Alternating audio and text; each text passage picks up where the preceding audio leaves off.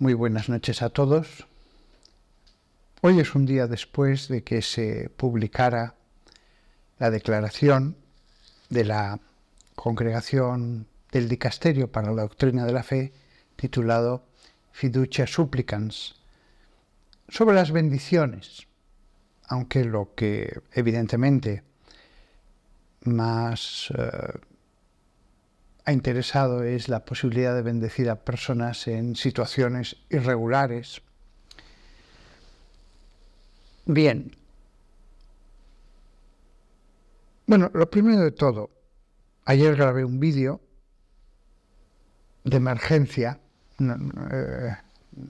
con un sonido menos perfecto después de leer el documento y el link lo pongo en la descripción.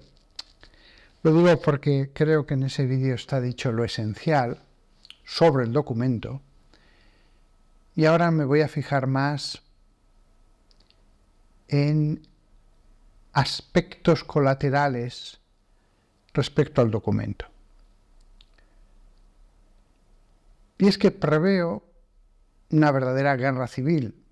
No es que la Iglesia se vaya a dividir en dos partes, pero bastaría con que hubiera una abierta rebelión de un 2%, un 3% de los católicos, apoyados por parte del clero, para que sea una lucha entre católicos acerca de cómo debe ser la Iglesia.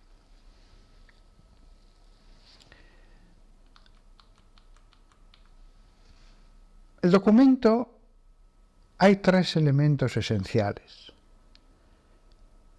La doctrina sobre el matrimonio permanece inalterada. Lo que se bendice es a las personas, no cualquier unión que esté fuera de la licitud. Y bueno, se añade que se haga de un modo que de ningún modo se pueda confundir con un sacramento, esa bendición. Hay muchas más cosas muy interesantes en el documento, muchas más, pero estas tres son esenciales para que aquellos que se han puesto en contra entiendan. Porque realmente lo que es preocupante no es lo que dice el documento, que se inscribe dentro de la tradición. Siempre se ha bendecido a todo el mundo. Jesús bendecía a todas las personas en una plaza o que le escuchaban. Lo triste es que algunos van a usar este documento como razón para una rebelión. ¿Se puede bendecir una clínica abortista sin que parezca que se bendice el aborto? Decía una comentarista en mi blog. ¿Se puede bendecir una clínica abortista? No, claro que no se puede bendecir.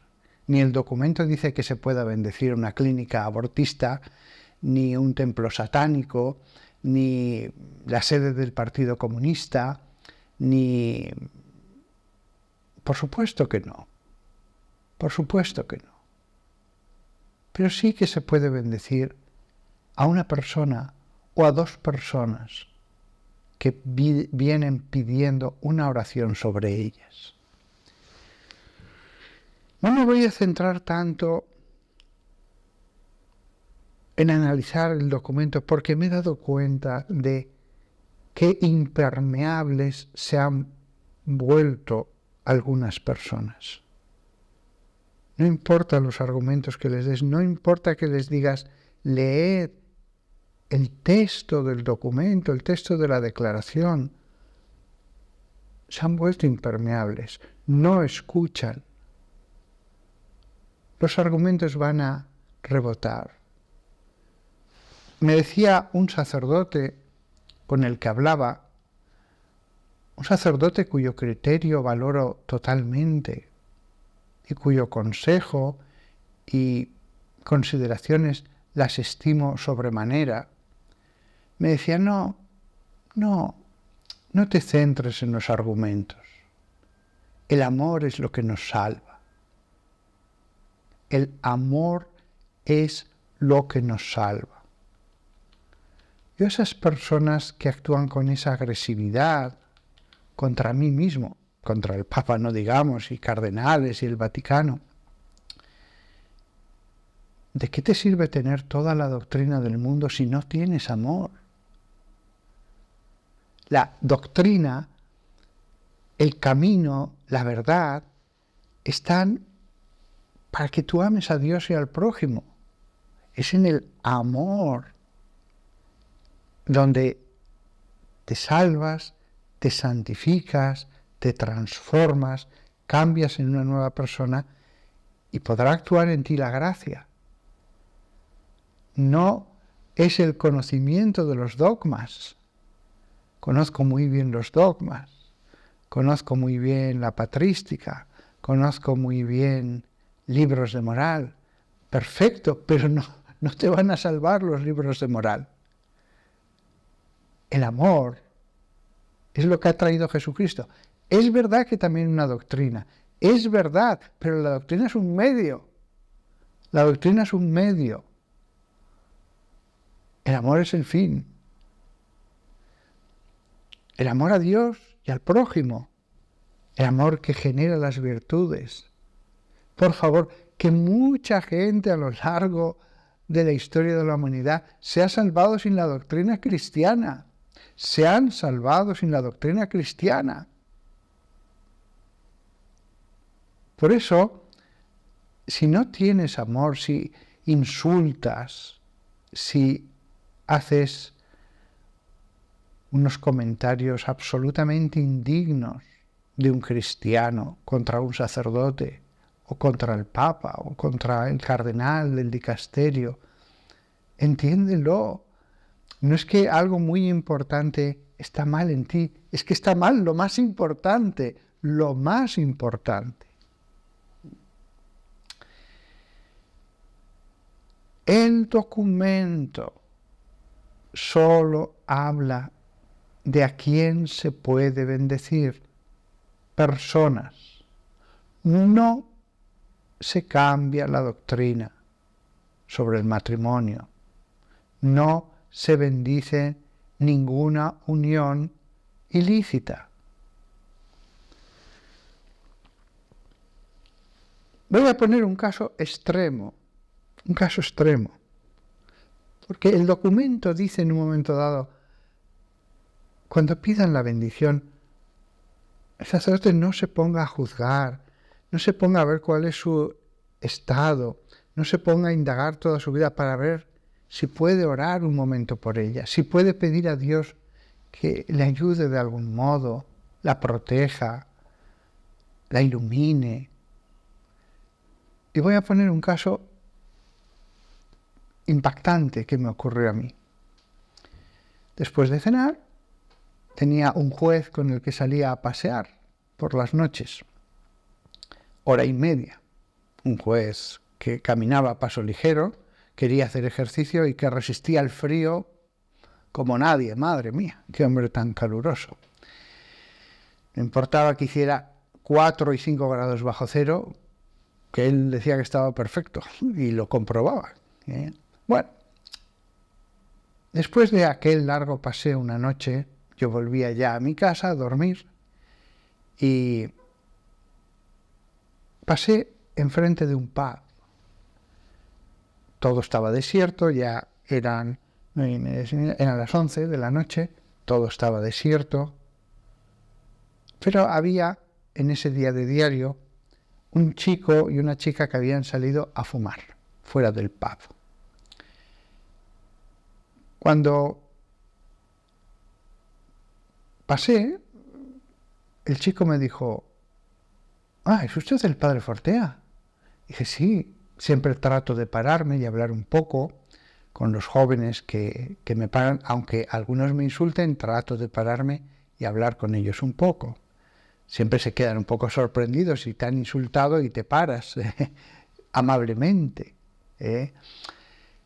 Y entonces me dijo, pues yo la admiro, me dijo este chico, yo la admiro. Y me quedé hablando con ellos 10 minutos. La chica no decía nada. La chica estaba con los ojos totalmente abiertos porque lo último que se imaginó cuando salió a beber unas copas a un pub esa noche era que iba a acabar la noche hablando con un cura. Pero así fue. Y allí hablamos, el chico y yo, un rato de lo que quisieron. La chica yo creo que no dijo más allá de una o dos preguntas, no estoy ahora muy seguro. Lo notaba muy sorprendida. Era una chica que por su aspecto, toda llena de tatuajes, podía a cualquier sacerdote que fuera por la calle pensando que iba a recibirle con agresividad. Era la típica chica que cuando pasas al lado esperas por su aspecto que te insulte. Cuando acabamos yo ya me tenía que marchar, la conversación, me dijo el chico, ¿nos puede bendecir? Y yo dije, sí. Y le impuse las manos sobre cada una de las dos cabezas y con toda mi fe, sin prisas, impetré la bendición de lo alto sobre ellos. Yo no le pregunté a esa chica, como dice el documento, oye, pero antes de bendecirte, ojo, porque si te bendigo puede parecer que estoy avalando tu vida, que estoy diciendo que haces muy bien todo. Oye, ¿en qué situación estás? ¿En qué situación estás? ¿Crees? ¿Estás en gracia? ¿Estás en una situación irregular? Te voy a bendecir si no crees en la Iglesia o en Cristo. ¿Cómo te voy a bendecir si no crees en Cristo? El documento dice, cuando bendigáis, por favor, no es el momento de hacer un interrogatorio, de juzgar su vida, de ver si está en una situación lícita o ilícita. Eso dice el documento. Esta escena ocurrió hace ya unos 5 años. Yo les bendije. Y cuando acabé, hice la señal de la cruz y me acuerdo, me quedé impresionado, que la chica cogió mi mano y lentamente la llevó a su boca, muy lentamente, y la besó. Sus ojos eran la viva imagen de la fe, la viva imagen de la fe. Yo era un pobre sacerdote y sin embargo tomó esa mano con una devoción. No hubiera tomado la mano de Jesucristo con más devoción. Era la misma imagen de la fe. Y esa persona, que yo no le pregunté su vida, pero probablemente ni iba a misa, ni creía en la Iglesia, ni nada, me la besó con un amor. Claro, según todos estos ultratradicionales, de ningún modo se les puede bendecir a toda esta gente que está en situaciones que no son las adecuadas según la moral. No romperá la caña quebrada, ni apagará la mecha que arde débilmente. Un comentario que apareció como consecuencia de este documento en el blog. Decía una persona, solo por el hecho de ser pareja ya están en pecado abominable. Abominable, que es una expresión que se reserva para los casos de mayor iniquidad. Pues el hecho de ser pareja se están en pecado abominable. Que se bendiga a la persona individual que se ha arrepentido y dejado el pecado, bien, pero la pareja es un pecado en sí misma. Vamos a ver. ¿No pueden estar en ignorancia invencible? En esta sociedad del siglo XXI, ¿no pueden estar en ignorancia invencible? Y en un momento dado se encuentran con el hombre de Dios, un monje en un monasterio, o en un santuario al que han ido en una, iba a decir peregrinación. Bueno, vamos a andar hasta tal monasterio y allí escuchan una predicación, una misa y después piden la bendición. Según todos estos, no. Hay que decirle, no, sois unos pecadores, fuera de aquí. No, dígaselo con mucha amor y con mucha... Ya, pero bueno, vamos a ver. Ellos se han abierto a pedir una oración. Es que no puedo dársela.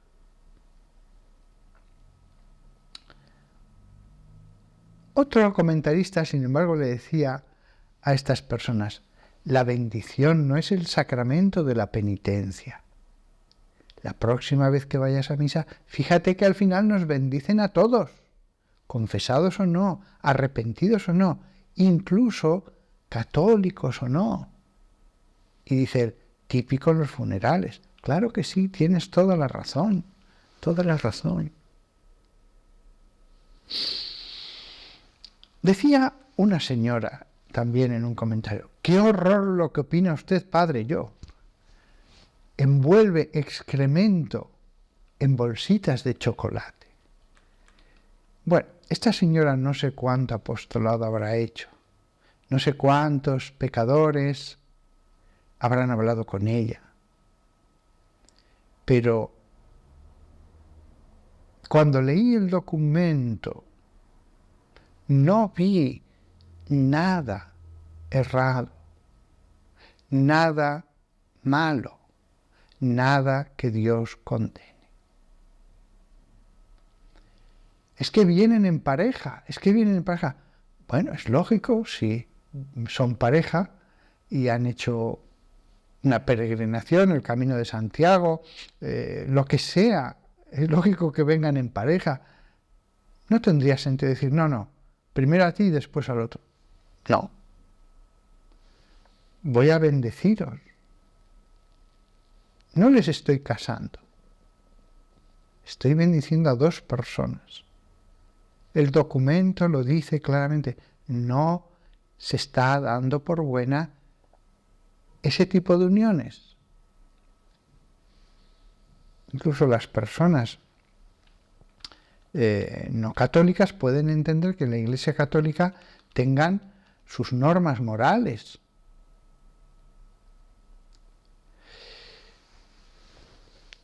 Un comentario interesantísimo. No voy a decir el nombre porque tan públicamente siempre preferiría tener permiso, pero él lo pone allí. Decía este comentarista, fijaos qué bonito. ¡Qué bonito! Cuando era joven y estaba en un noviciado religioso, como apostolado salíamos a bendecir casas. Evidentemente, si no eran diáconos, lo único que podían era coger el bendicional y hacer una oración pidiendo a Dios la bendición sobre esa persona o ese lugar. Un día entré en la casa de una prostituta que me pidió bendecir la cama donde trabajaba. Fijaos qué escena. Bendecidme la cama. A mí me pareció muy normal. Me dio más bien alegría el ver que no nos rechazó. Sí, una prostituta con humildad puede recibir a esos dos jóvenes y ver en ellos dos enviados del Mesías. Y que bendigan su casa y en un momento dado decirles, ¿podéis pedir la bendición de Dios sobre esta cama? Evidentemente, cuando se pide eso, hay que dejarle claro a la persona, si no lo tiene, que a lo mejor sí, que no se está ratificando el bien de ese trabajo, por supuesto. Pero fijaos lo que dice este entonces novicio. Recé para que Dios mejorara su condición de vida, la protegiera de enfermedades y hombres pervertidos, y quizá le hiciera encontrar a alguien que le ofreciera un trabajo digno para salir de esa condición. Precioso, precioso, totalmente en la línea del documento. Es cierto que si yo voy a un vecindario y voy bendiciendo las casas y alguien que todos saben que es prostituta me abre la puerta y me dice, ¿me puede bendecir la casa? Claro que sí. Con eso no estoy avalando su trabajo. Ahora bien, si me dice, Padre, bendígame, ¿puede bendecir mi cama? Si me lo pide con esa humildad de, ¿puede bendecirla? Yo le diré con dulzura, hija mía, el trabajo que haces, que es un trabajo, no es lícito. Pero sí que puedo bendecir la cama para que Dios te proteja contra esto y contra esto. ¡Claro que sí! Este testimonio desmonta completamente todo ese cúmulo de insultos, de agresividad, de es usted un cobarde, el Papa Bergoglio es lo peor del mundo. Es que no hay punto de comparación entre esas personas y las personas que de verdad han ido en busca de la oveja perdida. No hay punto de comparación. Puedo ser comprensivo con el hombre débil, incluso con el pobre alcohólico que quiere dejar la bebida y que me pide la bendición. Lo que no puedo ser comprensivo es contra esas, con ese odio. Ese odio es antievangélico. Esa agresividad no es de Jesús. No lo es. Bien. Otra persona decía, esta misma. O sea, no solo se bendice solo a los santos, más bien todos somos pecadores y por esto necesitamos bendición.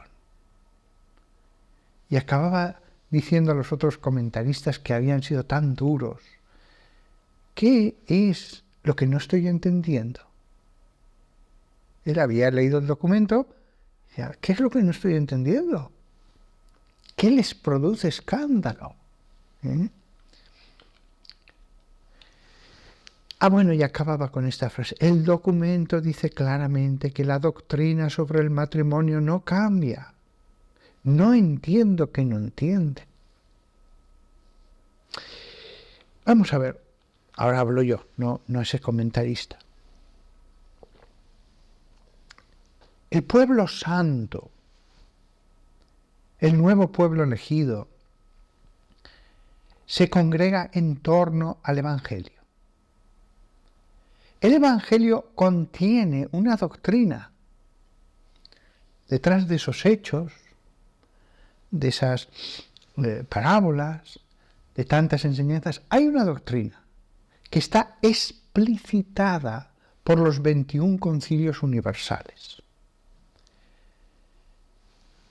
Y alrededor de esos concilios que son como estrellas que brillan, hay todo un magisterio, astros, que son un magisterio ininterrumpido, continuo, desde la época de los apóstoles. Ese magisterio de abades, arzobispos, grandes teólogos, ascetas, monjes, eremitas del desierto, ese magisterio es una doctrina sagrada porque trata de cosas sagradas y también de lo lícito y lo ilícito. de lo que es, vamos a decir, kosher y lo que no es kosher, de la raya del bien y del mal. No es una doctrina política o cultural, es una doctrina sobre Dios y lo que implica creer en la Santísima Trinidad. El tema de la doctrina me lo tomo muy en serio. Por supuesto que creo que hay una doctrina que incluye una enseñanza moral, una doctrina acerca de lo que es puro e impuro, acerca de lo ideal y lo que no es ideal, acerca de lo que no se debe hacer en ningún caso, ya no lo ideal, no se debe hacer. Pero esa doctrina sagrada no la definen los blogs ni los canales de YouTube. Tampoco la define, imaginemos que hubiera una rebelión y que un 2% de los obispos repartidos por el mundo firmaran un documento contra el Papa. La declaración ha sido del dicasterio de la doctrina de la fe, pero ciertamente es una explicitación de la enseñanza del Papa Francisco. Pues la doctrina de la Iglesia no la define un 1% ni un 2% de obispos repartidos por el mundo que firmaran un documento. Tampoco la define esa doctrina sagrada el que todos los obispos de un país estuvieran de acuerdo en algo, frente a todos los demás. No. El dicasterio, el Papa, mi obispo. El Papa tiene un carisma especial de infalibilidad cuando hablas cátedra. Pero los dicasterios, y sobre todo el de la doctrina de la fe, en mi opinión, esto fue una cosa que comprendí hace unos años, sin poseer ese carisma, participan un poco de ese carisma. Es decir, no van a ser infalibles como lo es el Papa. Pero Dios protege a su Iglesia y ha puesto un dicasterio que es un modo de, como el Papa cuida de la Iglesia, de la fe de la Iglesia, de cumplir su primado, de cumplir su función en el colegio apostólico. Con lo cual, no es que Dios diga, ah, sí, el Papa sí, los demás nada, son como nosotros. No, como los demás, no. Cuando toda la Iglesia ora por el Papa, en tantísimos conventos, personas que llevan una vida santa, que todo ese cúmulo de oraciones por el Papa también se reparte sobre sus dicasterios y especialísimamente sobre el de la doctrina de la fe. ¿Por qué? Porque sabe Dios que el Papa ejerce su primado a través de los dicasterios y la fe especialmente a través de ese. Con lo cual, la cantidad de ayudas que recaen sobre ellos, de inspiraciones,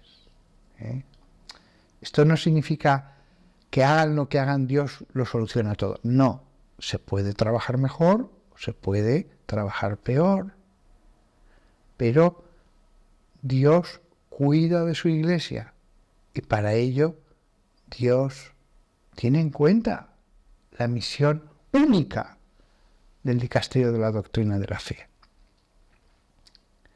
Vemos la relación entre el dicasterio y el Papa. Y he dicho, y mi obispo. Lo mismo vale para el obispo en un nivel inferior. ¿Cada obispo del mundo es infalible? No lo es. Pero rezan por él todos los fieles de la diócesis en las misas todos los días. Nos damos cuenta de qué cúmulo de inspiraciones, ayudas, gracias, significa eso. Nos damos cuenta de lo que sería de que por una persona concreta se orara en todas las misas de una diócesis, todos los días, todos los años. Eso hace que un obispo esté muy inspirado, muy ayudado y reciba muchas gracias. El puesto es muy importante, pero va a ser ayudado. Del mismo modo que yo creo en esa autoridad sagrada del Papa, por eso creo en una autoridad delegada como es la del dicasterio. Y por eso creo en la de mi obispo. Mi obispo para mí es referencia, es autoridad sagrada. No depende de si me cae bien o me cae mal. Mi obispo es la persona que Dios ha puesto para guiarme. En muchos aspectos, también si me desvío de la fe. Esto se aplica también, por lo tanto, al Papa y al dicasterio. Esto que he dicho de mi obispo no vale si es un gran teólogo, si es un hombre de reconocido prestigio intelectual. No. Imaginemos que en una diócesis escogen como obispo a un pobre párroco sencillo, humilde, que no tiene estudios. No pasa nada. No pasa nada. Él tendrá un grupo de expertos que cuando surja una duda le asesorarán. Serán como un concilio en pequeñito. Dialogarán, incluso junto a él, todos juntos, y le dirán, diga esto a ese sacerdote, o diga esto a la diócesis. Y entonces el obispo, su voz, será la voz de los sabios de la diócesis. También puede consultar más arriba. No hace falta ser un gran teólogo como necesidad para ser un obispo. No. Pero una vez que tenemos ese pastor sagrado, ayudado por tantas gracias, se convierte en referencia, en supervisor de la fe, en guardián de la doctrina, sea como sea. Y así lo veo yo. Así lo veo yo. No lo veo de un modo humano.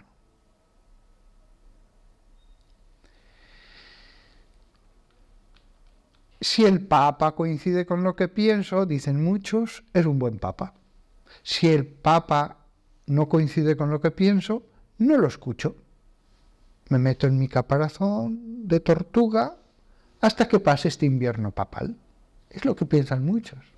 Siempre están a favor del Papa si coincide con su forma de pensar. Si no, no lo escucho. No digo que se pongan en contra. Yo no voy a atender a las razones. Diré, ay, se nota esta formación, se nota este pasado, tal y cual. Ahora, el que ha sido delegado con esa autoridad sagrada del Papa, el prefecto del dicasterio para la doctrina de la fe, nos ha hablado sobre la bendición y se escandalizan muchos. Pero vamos a ver, ¿no han leído y reflexionado en la oración las bendiciones de Jacob a sus hijos? ¿Cómo eran sus hijos? ¿Cómo eran los hijos de Jacob? Madre mía. Y recibieron la bendición.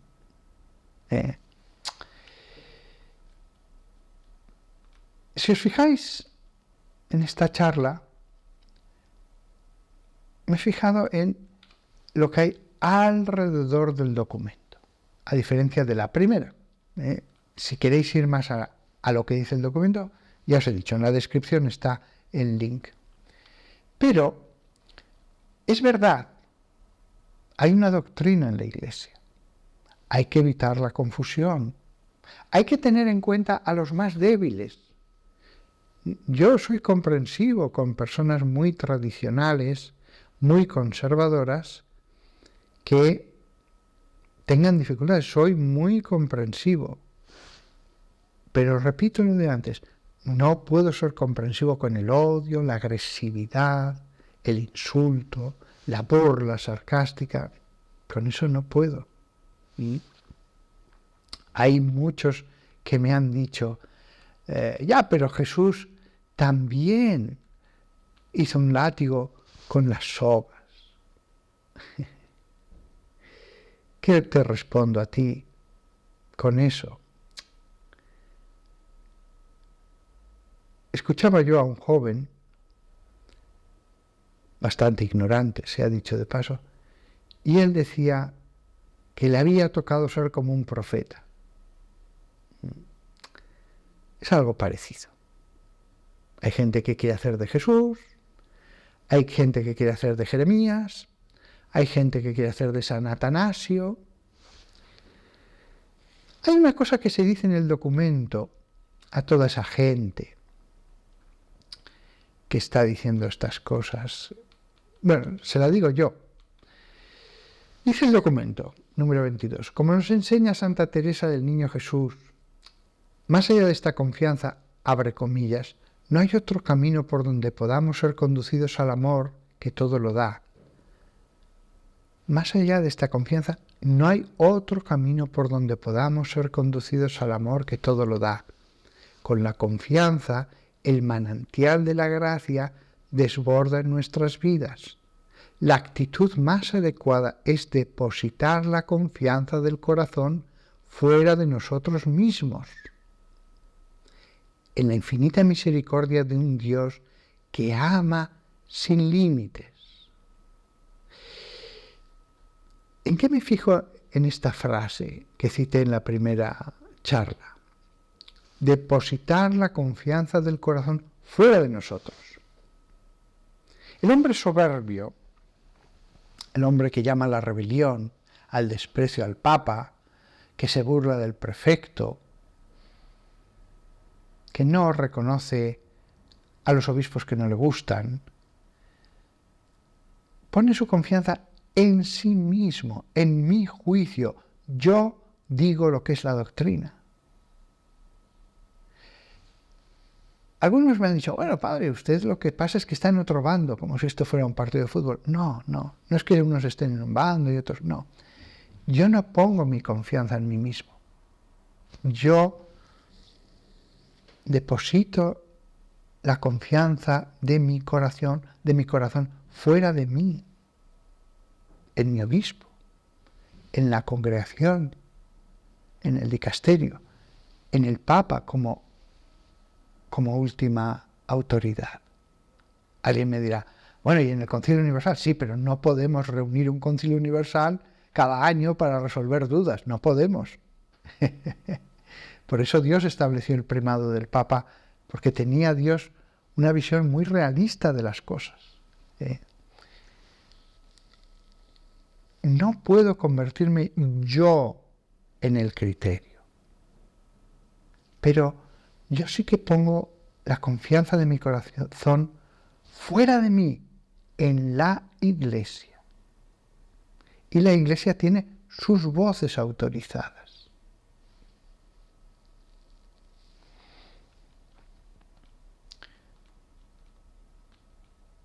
Aquí dice una cosa que la he mencionado antes, pero ahora la voy a leer literalmente. Dice el documento del dicasterio, del prefecto. Por lo tanto, cuando las personas invocan una bendición, no se debería someter a un análisis moral exhaustivo como condición previa para poderla conferir. No se les debe pedir una perfección moral previa. Y después un punto importante. Que también tengan en cuenta el hecho de que en situaciones moralmente inaceptables desde un punto de vista objetivo, la misma caridad pastoral nos exige no tratar sin más de pecadores a otras personas cuya culpabilidad o responsabilidad pueden estar atenuadas por diversos factores que influyen en la imputabilidad subjetiva. Hablando con ese sacerdote que yo tanto valoro, decía, sí, pero la bendición habrá que darla en orden a que, si son uniones ilícitas, se separen. Pero le he dicho algo con lo que él ha estado de acuerdo. Ya, pero ellos pueden estar en una ignorancia inculpable. ¿Y podrían estarlo toda la vida? Sí. De ahí la importancia de la bendición.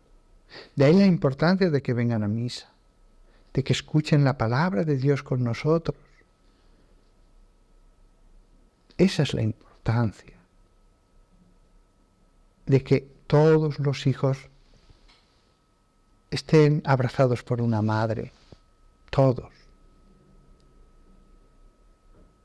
Acurrucarse junto a una madre, sentir su calor.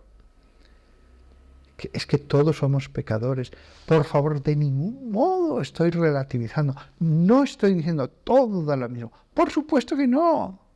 No da lo mismo que cuando acabe esta charla, que la estoy retrasando la cena muchísimo, cosa que odio, por daros esta charla, no da lo mismo que ayune a que cene tranquilamente. No da lo mismo. No da lo mismo irse a un desierto a vivir un año en la meditación del misterio de Dios que hacer unos ratitos de oración en casa durante ese año. No da lo mismo ni en la comida, ni en la bebida, ni en el sexo, ni si hacer deporte o no hacer deporte, o tomar colesterol o no tomar colesterol. Toda acción tiene consecuencias. Toda acción tiene consecuencias. Pero yo no juzgo. Yo digo lo que está bien, lo que es ideal, lo que es ilícito, lo que es consejo, lo que es mandato.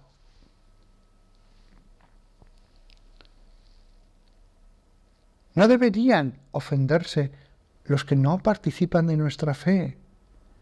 Nuestra doctrina moral para nosotros es sagrada, forma parte de una tradición, pero tampoco deberían ofenderse los puros, los justos, los que se consideran santos. Algunos se consideran profetas, y hasta obispos, y hasta más sabios que el Papa, claro que sí. Hombre, qué gran consideración tienen de sí mismos. ¿Qué les lleva a despreciar a los otros? ¿Hay en mí desprecio? No. Comprendo a los que tengan dificultades. Comprendo. No, pero todo tiene un límite. Por un lado y por otro, claro que sí. No es solo por un lado, por supuesto que no. La defensa de la doctrina, la defensa de una enseñanza sagrada, no es incompatible con lo que decía el documento, cuya culpabilidad o responsabilidad pueden estar atenuadas. Y yo añado, incluso ninguna culpabilidad. Ninguna. No se atreve a decirlo el documento porque ya entonces se les hubieran echado encima, pero yo lo digo. Con lo cual, esas personas pueden vivir así toda la vida. Y su camino hacia Dios va a ser en esa situación irregular.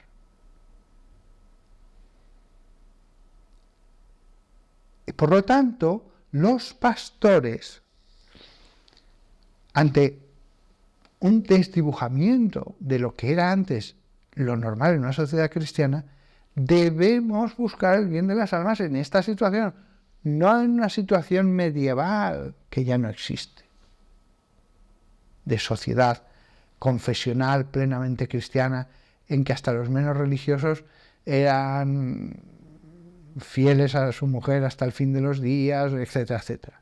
Tampoco en una situación de la primera generación cristiana en que radicalmente, y más porque habían visto muchos milagros, no se podía permitir que las toxinas del pecado acabaran por poner enferma a toda una comunidad que estaba en la base del edificio. Es que aquello eran las piedras del fundamento. Y San Pablo hizo bien no permitiendo determinadas cosas en el siglo I, o en las comunidades de Lino o de Clemente tenemos testimonios de decisiones disciplinares. Eso sería motivo para otra charla. No es lo mismo eso que cuando un misionero español había bautizado a unos indios de la zona de Paraguay y tenía que ser comprensivo con personas que en el fondo habían pasado una situación previa al Antiguo Testamento directamente al Nuevo Testamento. Eso consta en los consejos que se dan a confesores y tal. Se les dice, por favor, no sean excesivamente estrictos, duros, exigentes en determinadas cosas que requieren una fineza moral, una finura moral, que estas personas con toda su buena voluntad pueden no dar todavía. Y lo mismo se pueden asimilar en el siglo XXI personas que viven ya en una sociedad postcristiana, incluso pagana. Algunos cristianos siguen pensando con unos esquemas medievales de una cristiandad en que todos los preceptos se mamaban y se vivían desde la infancia. Y por eso la dureza de si alguien se suicidaba, pues no enterrarlo en un lugar sagrado, porque era algo tan comprendido por la sociedad, lo veía tan natural, que se podían aplicar unas normas pastorales que hoy día solo causarían mal. En una época causaban bien, en otra época solo mal. Solo mal. Esto pasa con los alimentos. Hay gente, como yo, que la leche no le produce ningún problema. Y hay gente que tiene intolerancia a la leche. Sin embargo, a mí el ajo crudo me sienta fatal. No me lo saco del estómago en 6 horas. Y otros lo comen sin problema.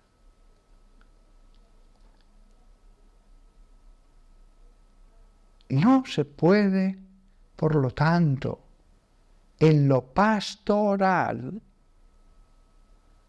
exigir lo mismo en una situación que en otra, lo mismo en una persona que en otra. Esto no es relativismo, la doctrina no cambia, la ley no cambia.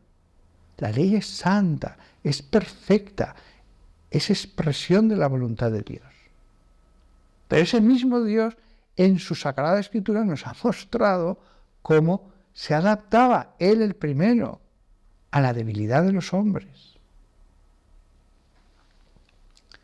Fijaos qué dice el documento aquí, en esta parte, que dice: así nosotros, para Dios, somos más importantes que todos los pecados que nosotros podamos hacer.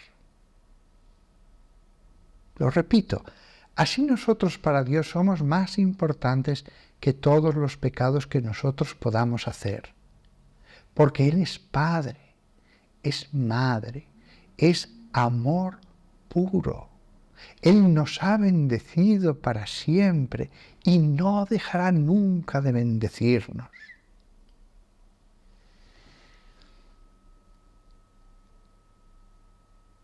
¿Qué importa un bledo si piensan algunos que soy un pelota. Llevo leyendo documentos del Dicasterio para la Doctrina de la Fe y de otros dicasterios y otros documentos del Vaticano, incluso papales, con la mano en el corazón. Yo os digo, me parece este el más bello documento que he leído, que venga de instancias vaticanas, el más bello, rebosante de amor, de comprensión. Hay que estar ciego para no ver la belleza, la poesía de muchos pasajes, la voz de Cristo.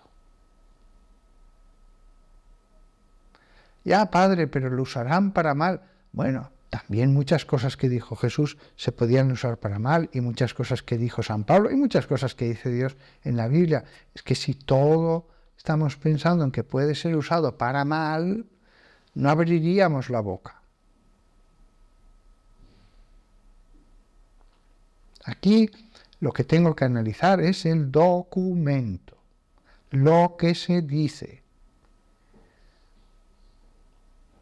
Y yo, para acabar, les pido a todas las personas que lo hayan recibido mal, que lo hayan recibido, por favor, abrid vuestro corazón, abrid vuestra alma. Dice una cosa hacia el final del documento ya. El derecho canónico no debe ni puede abarcarlo todo. Y tampoco deben pretenderlo las conferencias episcopales con sus documentos y protocolos variados. Porque la vida de la Iglesia corre por muchos cauces, además de los normativos. Esta es una de las frases que aparecen en el documento que son de una profundidad impresionante, porque la vida de la Iglesia corre por muchos cauces, además de los normativos. Los que hayáis leído mi blog durante muchos años, desde el 2006, sabéis mi pasión por el derecho y por las grandes cuestiones del derecho canónico. Yo soy un entusiasta del derecho, un amante de la ley. La ley como expresión de la racionalidad, sea en el ámbito penal, civil, constitucional o canónico. La ley es una construcción, en el caso del derecho canónico, que ha llevado siglos tener esa construcción que tenemos ahora, fabulosa. Pero esto es verdad. Esto es verdad. Lo siento si a alguno no le gusta, pero es verdad. Os ponía el caso de dos parejas del mismo sexo que vivirán toda la vida sin ningún sentimiento de culpa juntas.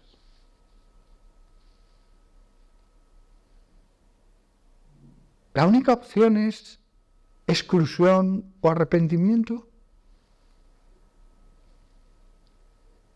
Bueno, el documento tímidamente, porque las cosas están como están, apunta que al mismo tiempo que hay una verdad que deriva de la enseñanza de Cristo, que deriva de Dios como autoridad, al mismo tiempo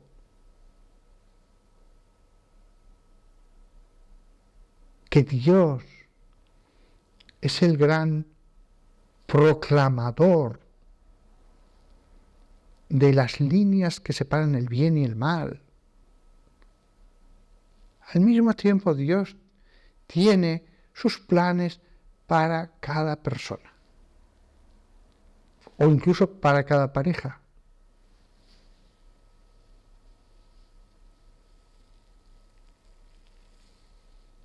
Alguien me dirá, entonces, también para el jefe que se va con su secretaria que tiene 20 años menos que él, ese puede ser un acto muy egoísta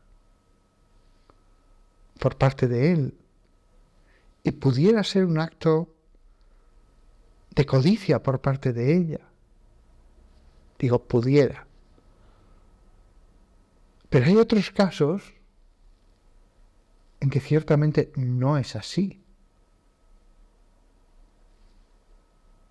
Y que incluso los que defendemos la santidad de la ley divina, reconocemos ante determinadas situaciones que se han salido de la norma, que no podemos cambiar la norma, que es lo que Dios quiere, que es lo mejor para la felicidad, pero eso no significa que Dios no tenga sus planes para alguien,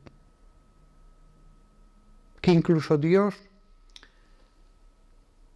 aunque les dijera si abrieran los cielos y les hablara, no deberíais haber hecho esto, aunque lo otro era un martirio, lo otro era una inmolación, lo otro solo se puede hacer por fe. No deberíais haber hecho esto, pero os voy a bendecir en esta situación. Os voy a dar felicidad en la medida de lo posible. No hay felicidad fuera de Dios. La mayor felicidad está en hacer la voluntad de Dios. Sin embargo, Dios puede decir esto. Claro que sí, claro que sí. Por favor, no nos convirtamos en una policía de la moral. No nos convirtamos en unos talibanes. El cristianismo es algo radicalmente distinto.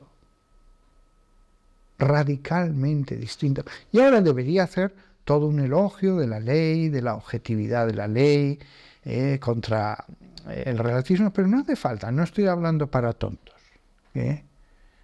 No hace falta que acabe con ese discurso final, que en el fondo es como quererme excusar.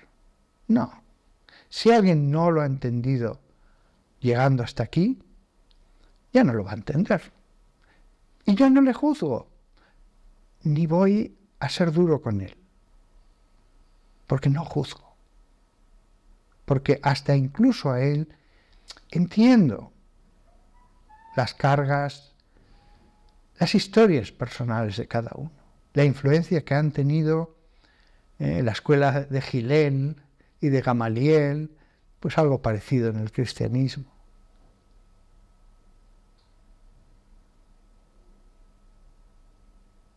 Quiero acabar con, bueno, menudo modo de acabar, pero es lo que me sale del corazón. La mirada de Elder Cámara, Monseñor Elder Cámara. Su mirada. Su mirada ya era bendición. Qué bondad. Qué bien se desprendía de esos ojos.